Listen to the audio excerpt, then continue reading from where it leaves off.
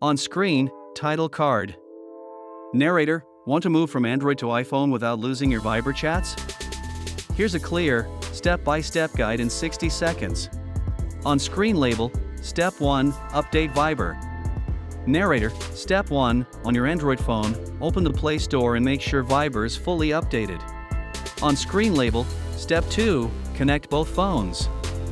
Narrator, Step 2, connect your Android and iPhone to the same Wi-Fi network and plug them into power. On screen label, Step 3, backup ready. Narrator, confirm your sign into the same Viber account on both devices, and that your Android has enough storage for a fresh backup. On screen, quick checklist.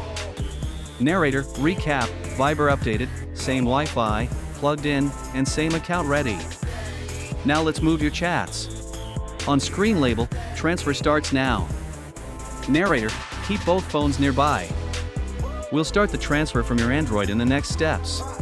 On screen label, Step 4, open Viber settings.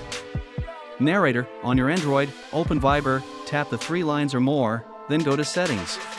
On screen label, Step 5, transfer chats. Narrator, tap account, then choose transfer chats to new phone. On screen label, Step 6, choose iPhone.